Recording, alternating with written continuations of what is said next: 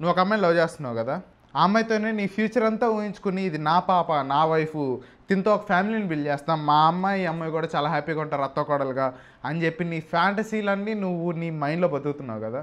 ఒక అమ్మాయిని లవ్ చేసినంత మాత్రం పెళ్లి చేసుకోవాల్సిన అవసరం లేదు. అలా ఒక అమ్మాయిని లవ్ చేస్తే పెళ్లి చేసుకోవాలి అని ఎక్కడ రూల్ బుక్లో కూడా రాసి లేదనమాట. నువ్వు కిందకి వెళ్ళి కామెంట్లో నన్ను వేసే ముందు ఫుల్ వీడియో చూడు, ఫుల్ వీడియో చూసిన తర్వాత నువ్వు నాకు కింద ఏమన్నా కామెంట్ చేయి. ఈ వీడియో చేయడానికి ఒక రీజన్ ఉంది.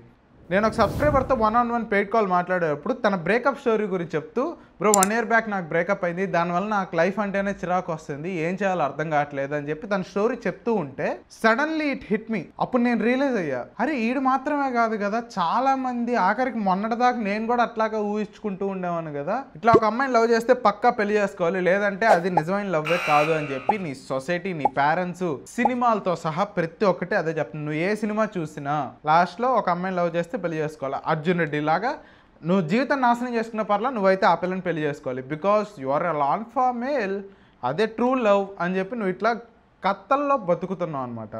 అర్జున్ రెడ్డి అసలు ఆల్ఫా మేల్ కాదు. సినిమా బాగానే ఉంటుంది చూడడానికి, but he's not an alpha male. 3 గంటల సినిమా చూసుకోవడానికి బాగుంటుంది, కానీ అదే నీ లైఫ్లో జరిగితే వరస్ట్గా ఉంటుంది. ఎవ్వరికి ఉండదు అంతలా అడిక్ట్ అయిపోయి వాళ్ళ కెరియర్ నాశనం చేసుకుని లాస్ట్లో ప్రీతి అని పడ్డం. ఎవ్వరికి తన రియల్ లైఫ్లో అర్జున్ రెడ్డి వద్దు, ఆ స్టోరీ వద్దు ఎవరికి. బట్ దాన్ని చూసుకుని ఫ్యాంటసీలో బతుకుతూ ఉంటాడు, లేదా ఆ పిల్లకి పెళ్ళి అయిపోయినా నా కోసం వెయిట్ చేస్తూ ఉంటుంది, సంథింగ్, లేదంటే నేనే ఆ పిల్లని పెళ్లి చేసుకుంటా, పెళ్లి చేసుకుంటేనే ట్రూ లవ్ అని అనుకుంటూ ఉంటున్నాను. This is not the correct mind set for this generation. అమ్మాయిలతో నువ్వు రిలేషన్లో ఉన్నా, లేదంటే ఒక అమ్మాయిని పటాయించడానికి వెళ్తున్నా, this is not the correct mind set for you. నిజమేంటంటే you are not in love with her, you are in love with the idea of your fake future together. నువ్వు ఆల్రెడీ ఒక ఫ్యాంటసీ నీ మైండ్లో అనుకుంటూ ఉంటావు కదా, ఈ అమ్మాయితో ఇట్లా చేస్తాం, వంటింటి ఇట్లా రొమాన్స్ చేస్తాం, ఎవరికి దొరకకుండా ఇట్లా ముద్దు ముచ్చట్లు ఆడతాం అని చెప్పి ఈ టైప్ ఆఫ్ ఫేక్ సినారియోస్, లేదంటే పెళ్లి చేసుకునేటప్పుడు వెనకాల వచ్చిందమ్మా అని పాట ఒకటి వేసుకుని ఈ కథలన్నీ వేసుకుంటూ ఉంటావు కదా నీ మైండ్లో. ఇవన్నీ వేసుకున్నప్పుడు నువ్వు ఆ వర్షన్ ఆఫ్ హర్ నీ డ్రీమ్లో ఏంటంటే she's perfect for you and your mom and your family, and నీకు పిల్లలు పడతారు, బంటి బబ్లు అని చెప్పి 2 పేర్లు పెట్టుకుంటావు, ఇలా ఈ ఫేక్ ఫ్యూచర్తో నువ్వు లవ్లో పడి ఉంటావు. So for some kind of reason she decided to leave you.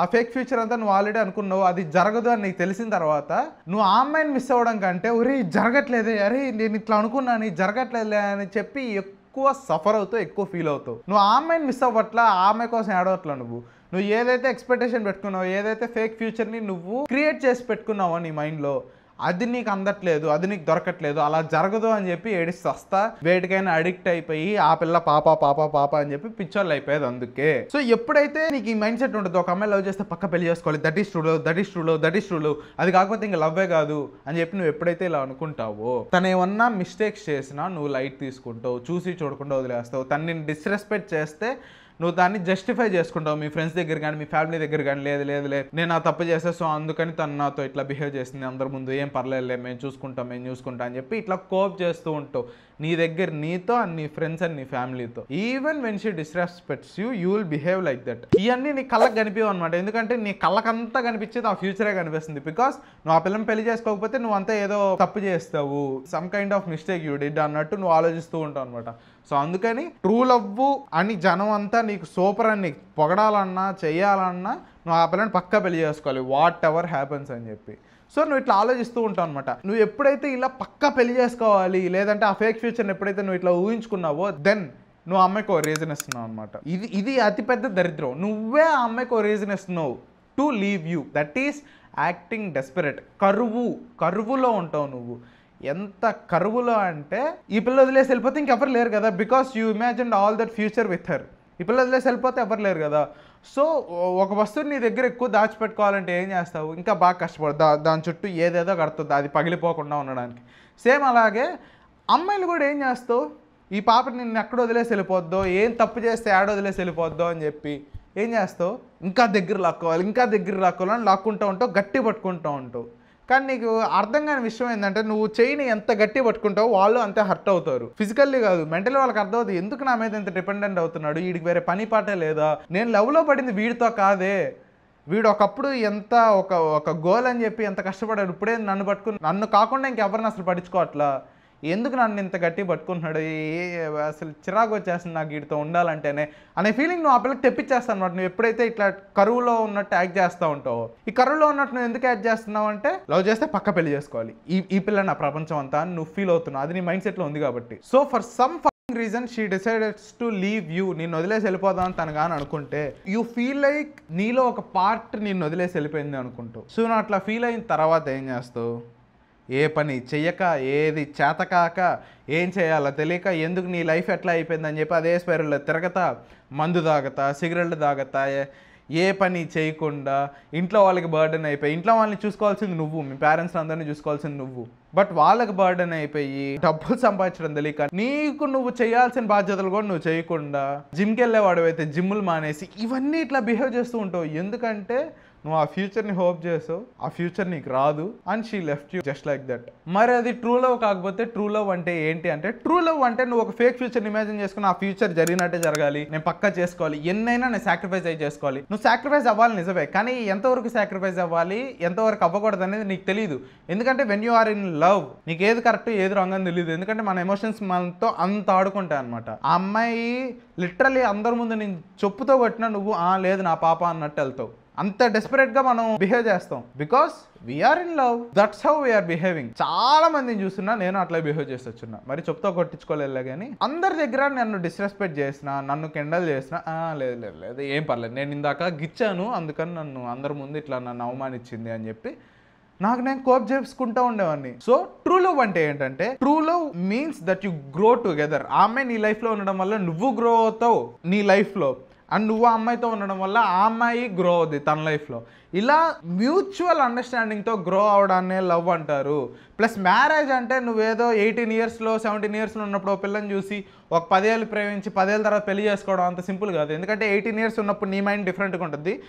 After 10 years 28 years ఉన్నప్పుడు నీ మైండ్ చాలా డిఫరెంట్ ఉంటుంది. You learned a lot through those 10 years. And ఆ అమ్మాయితో నువ్వు ఆ 10 ఇయర్స్ ఉండడం వల్ల చాలా నేర్చుకోకుండా కూడా ఉండుంటావు. అది హెల్దీ రిలేషన్షిప్ అనుకో, you know that is a healthy relationship, then it doesn't matter. But you know that is a toxic because లోపల చాలా దరిద్రంగా జరుగుతున్నాయి. ఆ పిల్లని డిస్రెస్పెక్ట్ చేస్తుంది, నేను కొడుతుంది, తిడుతుంది, లేదంటే వేరే వాళ్ళతో తిరుగుతుంది, బాయ్ బెస్ట్ ఫ్రెండ్ అంటుంది అని ఇవన్నీ చేస్తూ ఉంటే you know she is in right for you. But నువ్వేంటంటే ఒక అమ్మాయి లవ్ చేస్తావు కాబట్టి పెళ్లి చేసుకోవాలనే మైండ్ సెట్లో అట్లాగే ఫిక్స్ అయిపోయి ఉన్నావు because of this culture, parents and movies వల్ల. నువ్వు కానీ నేను కానీ చేసిన తప్పేంటో తెలుసా?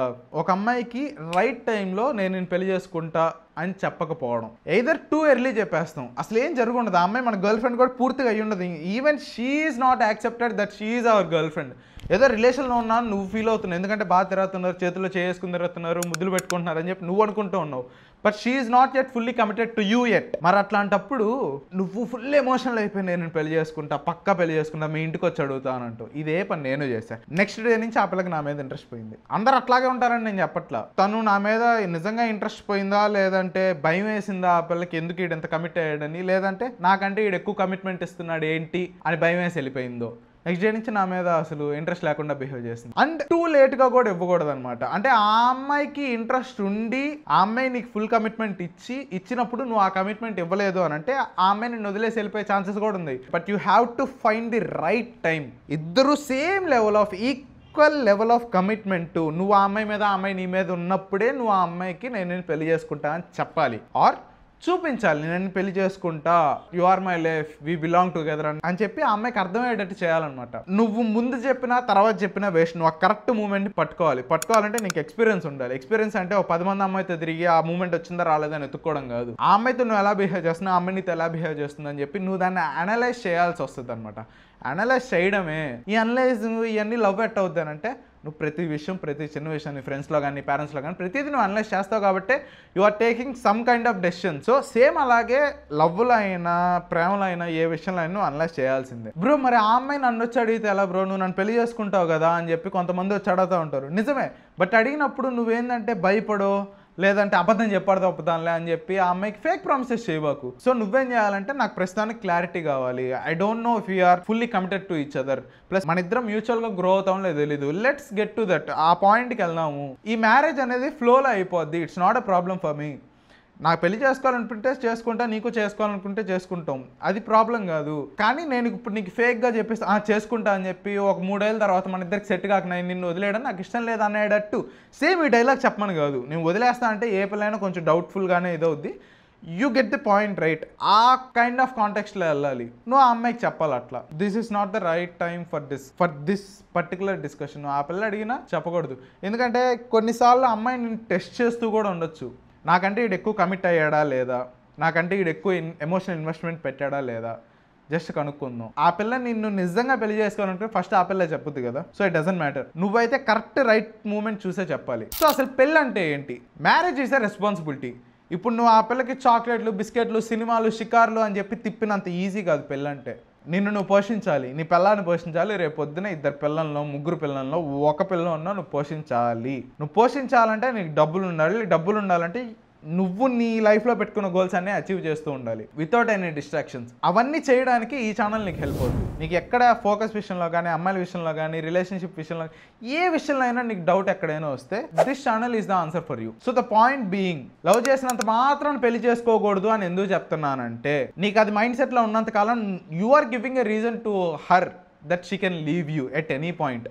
అది మైండ్ సెట్లో లేకుండా let's see where this goes అని నువ్వు కానీ అనుకుంటా నీ లైఫ్ని లీడ్ చేసుకుంటా, నువ్వు నీ గోల్స్ని సాధిస్తా, నువ్వు నీ పర్పస్ కోసం కష్టపడతా ఉంటే ఆ అమ్మాయి నీ లైఫ్లో వచ్చినా, నువ్వు ఆ అమ్మాయితో మాట్లాడాలని ట్రై చేసినా, మీ ఇద్దరు రిలేషన్లో ఉన్నా, అప్పుడు ఇన్ ఏ సర్టైన్ టైం, ఒక పర్టికులర్ టైంలో నీకే పెళ్లి చేసుకోవాలనిపిస్తుంది, జెన్యూన్గా అనిపిస్తుంది. You can take up that responsibility. ఆ మూమెంట్లో నువ్వు ఆ అమ్మాయికి ప్రపోజ్ చేయొచ్చు, పెళ్లి చేసుకుంటా అని చెప్పచ్చు. అప్పటిదాకా నువ్వు ఫుల్ కమిట్మెంట్ ఇస్తే మాత్రం ఆ అమ్మాయి కంటే నువ్వు ఎక్కువ ఇన్వెస్ట్ చేస్తే షీ మైట్ లీవ్ యూ. అందరు అట్లా ఉంటారని చెప్పట్లా, she might. If you want to take that risk నువ్వు చెప్పుకుని చావచ్చు.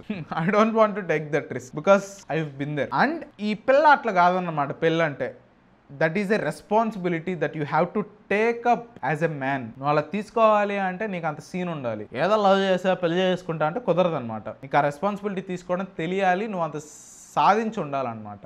సో నీకు ఏ కైండ్ ఆఫ్ హెల్ప్ కావాలన్నా, నీకు నా దగ్గర నుంచి కోచింగ్ కావాలన్నా, నేను థెరపీ సెషన్లు ఇవ్వట్లేదు. పెయిడ్ 1-on-1 కాల్స్లో నేను థెరపీ ఇవ్వట్లేదు అనమాట. నేను నిజాలు మాట్లాడతా, భయపడకుండా మాట్లాడతా. నువ్వు నేను అనుకుని మాట్లాడతారా? నాకు నేను ఎట్లా నిజాలు చెప్పుకుంటాను? మూతి పాల్గొట్టేటట్టు నేను ఎలా అయితే చెప్పుకుంటాను, నాకు నేను వరే నువ్వు ఇచ్చేసేది తప్పు, ఇచ్చేసేది కరెక్ట్, నువ్వు ఇలా చేయి అలా చేయి, నాకు నేను ఎలా చెప్పుకుంటాను అలాగే నేను నీకు చెప్తా. నీ ప్రతి ప్రాబ్లమ్ సాల్వ్ చేయడానికి ట్రై చేస్తా. So if you are interested in that 1-on-1 paid call, ఇన్స్టాగ్రామ్లో కాల్ అని DM చేయి. మళ్ళీ నెక్స్ట్ వీడియోలో కలుద్దాం. Bye by.